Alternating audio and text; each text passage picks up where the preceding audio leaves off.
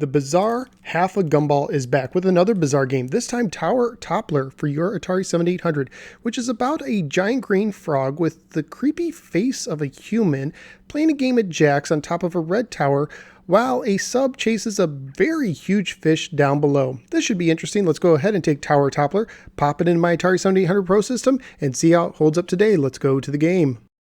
Tower Toppler was published by Atari and carries a copyright year of 1988. It is based on the 1987 computer game Nebulus. According to the manual, there is a mad scientist on the planet Nebulus who is trying to control the universe. Now it's up to you to stop him by destroying his 8 towers located in a toxic sea. Thankfully, you are skilled with explosives, but for some odd reason you must reach the top of each tower to destroy it. Tower Toppler is a platformer with trial and error puzzle elements for 1 or 2 players alternating. It has one standard mode of difficulty and allows the user to turn on and off the sounds. At the beginning of each tower, you start at the bottom and have to work your way up to the top before the timer runs out. You use the joystick to move left or right, and when moving, you can also press the button to jump. When you are not moving, pressing the button will cause you to fire your snowball gun.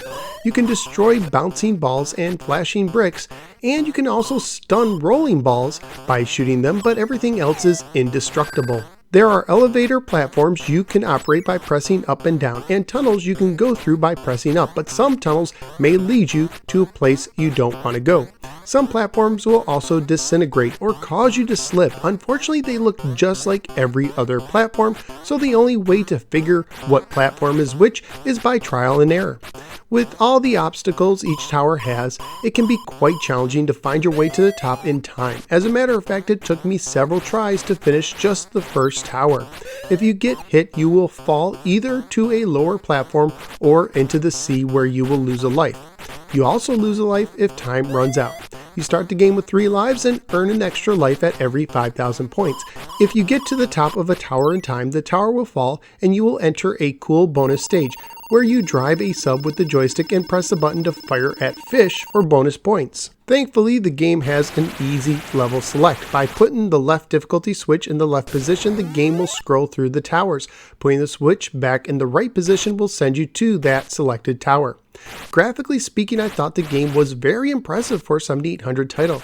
The 3D effects of the towers work very well, and the bonus stages look nice too. Music and sound wise, you have a nice theme at the beginning, which is a bit long, but actually gets better the longer it goes. But the levels themselves only contain sound effects that get the job done but didn't really impress me.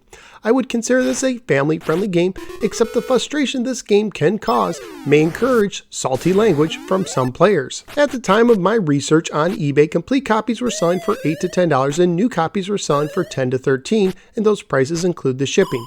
So what did I think of Tower Toppler? Well, I thought the graphics were well done and I liked the bonus round, but I didn't care much for the regular stages. The controls take a little getting used to, and I wish you could have used 2 buttons so that you could move and shoot at the same time. I also didn't care for the trial and error style. The game seems to be more about memorization than action, and it just didn't do anything for me. And the timer moving pretty quickly discouraged me from exploring. Perhaps if the timer was a little longer or altogether removed, I might have enjoyed the game a little bit more. So where am I going to rank Tower Toppler? Well, I'd rather play it than the slower Barnyard Blaster at 40, but I enjoyed the choppy hat trick at 39 a little more, so I'm going to make Tower Toppler my new number 40 ranked game on the system. Tower Toppler is well made, but the gameplay style just doesn't appeal to me. If you enjoy retro-related videos, would you please click the like and subscribe buttons. You can also follow me on the Facebook or the Twitter. Just go to either one and search for the No Swear Gamer. Thank you for giving me a little part of your day, and I look forward to seeing you next time on the next episode of the No Swear Gamer. Take care and watch out for the bouncy balls of death.